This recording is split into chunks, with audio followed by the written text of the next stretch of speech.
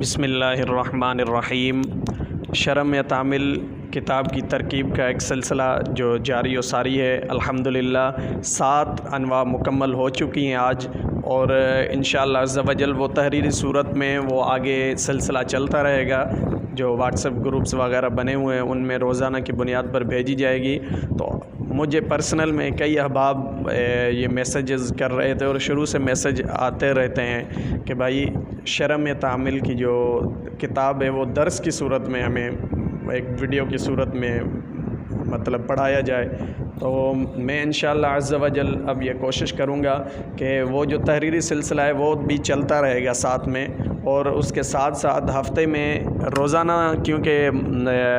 روزانہ ایک ویڈیو کی صورت میں بنانا اور بھیجنا یہ میرے لیے بہت مشکل ہو جائے گا، تو اس وجہ سے میری کوشش ہوگی کہ ہفتے میں 1 یا 2 سبق ویڈیو کی صورت میں لازمی بھیج دوں۔ اور انشاءاللہ عز و جل جیسے شرم تعامل کی جو ترکیب چل رہی ہے وہ کیونکہ سلو ہوتی ہے، آہستہ آہستہ ہوتی ہے، اس میں لکھنے میں ٹائم بھی لگتا ہے، تو وہ کافی عرصہ اس میں ٹائم لگ جاتا ہے۔ ٹائم تو خیر اس میں بھی لگے گا، ویڈیو کی صورت میں ہے تو اس کی سیٹنگ وغیرہ ہوتی ہے، لیکن پھر بھی میری کوشش ہوگی کہ یہ جو ویڈیو کی صورت میں یہ زیادہ سے زیادہ ہم سبق پڑھیں۔ اور جہاں تک بات ہے ترکیب کی، کیونکہ میری یہ کوشش ہوگی کہ ویڈیو میں جو ہے وہ درس پر، جس طرح درس ہوتا ہے، سبق ہوتا ہے، اس پر ہماری زیادہ جو ہمارا فوکس ہو اس پر ہو، کیونکہ ترکیب اگر ضرورت پڑے گی کسی بھی بھائی کو تو وہ گروپ میں موجود ہے واٹس ایپ، اور جو اب آپ نئے ہیں وہ واٹس ایپ میں بعد میں جوائن کیا ہے واٹس ایپ گروپ، تو ان کے لیے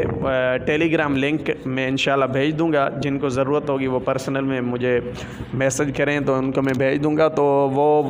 ٹیلی گرام پر جو ہے شروع سے لے کر جہاں تک پڑھا ہے وہاں تک موجود ہے، جہاں تک ترکیب چل رہی ہے تو وہاں تک موجود ہوگی، تو انشاءاللہ وہ آپ کو لنک بھیج دوں گا، تو اس سے آپ ترکیب وہاں سے دیکھ لیں۔ میری کوشش ہوگی کہ ہم جو ہے یہاں پر جو ویڈیو بنائیں گے تو اس میں سلسلہ جو ہو تو وہ زیادہ سے زیادہ سلسلہ اس کا ہو، درس کا ہو۔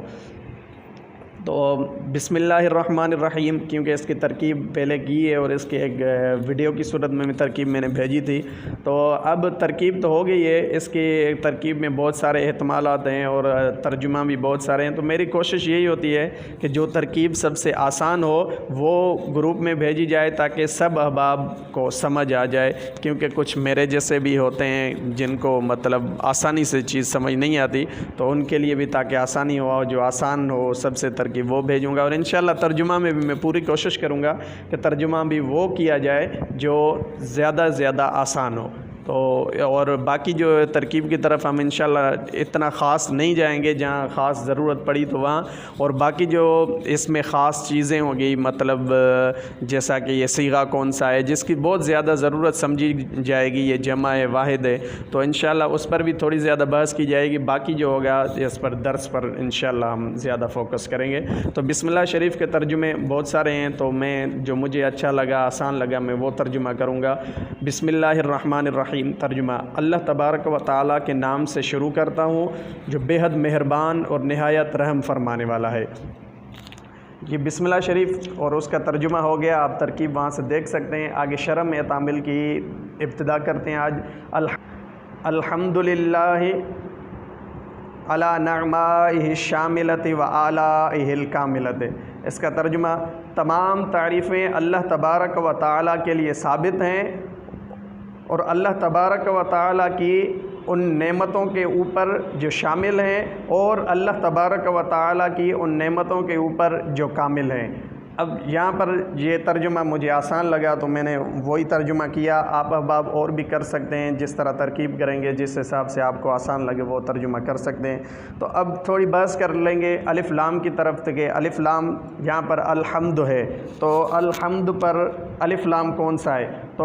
سب سے پہلے ہم الف لام دیکھیں گے، الف لام کی کتنی قسمیں اور کون کون سی ہیں وہ تھوڑی وضاحت کریں گے۔ تو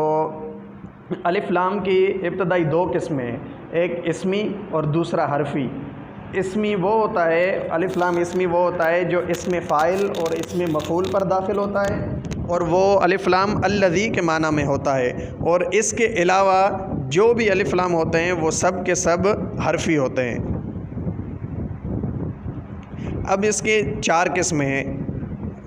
استغراقی، جنسی، عہد خارجی اور عہد ذہنی۔ تو اب ان کی تعریفات، نام تو ہم نے بتا دیے، ان کی تعریفات استغراقی کس کو کہتے ہیں، جنسی کس کو کہتے ہیں، تو ان کی وضاحت کریں گے ہر ایک کی الگ الگ۔ تو الف لام استغراقی وہ الف لام ہے جس کے مدخول سے تمامی افراد مراد ہوں، یعنی جس پر الف لام داخل ہو تو وہ تمام افراد مراد ہوں۔ جیسے ہم نے ترجمہ کیا کہ الحمدللہ رب العالمین، الحمدللہ علی نعمائہ الشاملۃ، کہ تمام تعریفیں، تمام حمد اللہ تبارک و تعالیٰ کے لیے۔ تو یہاں پر الف لام کے مدخول سے پورے جتنے بھی افراد ہیں وہ سب مراد ہیں۔ اور الف لام جنسی، الف لام جنسی اس الف لام کو کہتے ہیں کہ جس کے مدخول سے پوری جنس مراد ہو۔ اور الف لام عہد خارجی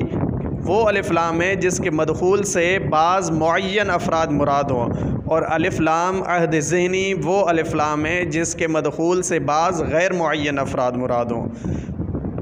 تو یہاں پر الف لام جو ہے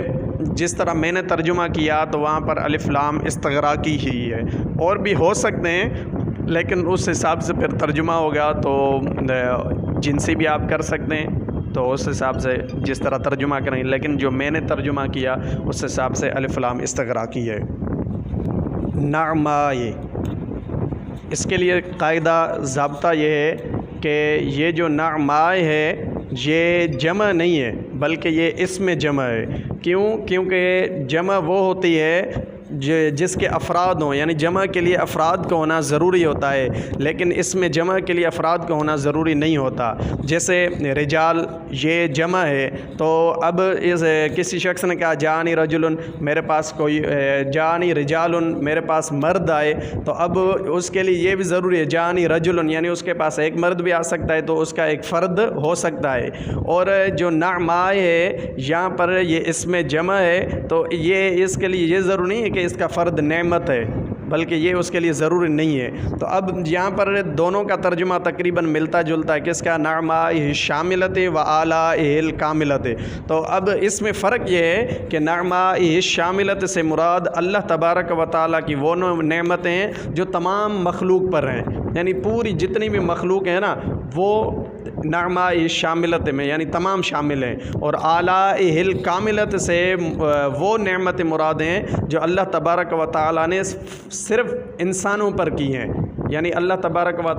تعالیٰ کی وہ نعمتیں، وہ مہربانیاں جو صرف اور صرف انسانوں کے اوپر ہیں، یہ فرق ہے۔ اور یہ بھی آپ کہہ سکتے ہیں یعنی نعمائہ شاملت سے وہ نعمتیں مراد ہیں جو نوع انسانی کو شامل ہیں، اور آلائہ الکاملت سے مراد وہ نعمتیں جو مومنین پر ہیں، یعنی اس میں عموم ہو جائے گا نعمائہ شاملت جو پوری انسانیت پر ہیں، وہ نعمائہ شاملت وہ نعمت جو پوری انسانیت پر ہیں، اور آلائہ الکاملت کامل نعمتیں وہ ہیں جو مومنین پر ہیں۔ اب آلائے یہ الہ کی جمع ہے، جب اس کو جمع کے وزن پر لائے لا یہ ہو گیا، یہ اس میں جو ہے آخر میں یا ہے اور یہ الف زائدہ کے بعد واقع ہے، تو یہ قانون کے مطابق اس کو حمزہ سے تبدیل کرنا واجب تھا، تو اس کو حمزہ سے تبدیل کیا تو یہ اعلیٰ ہو گیا۔ اب اس کے شروع مطلب اعلیٰ ہو گیا، تو اب اس کے شروع میں دو حمزے ہیں، پہلا متحرک ہے اور دوسرا ساکن ہے، پھر دوسرے حمزے کو ماقبل کی جنس کے مطابق مطلب حرف علت سے تبدیل کرنا واجب تھا، تو یہ بھی ایک قاعدہ ہے، تو اس کو الف سے تبدیل کیا ہم نے تو اعلیٰ ہو گیا۔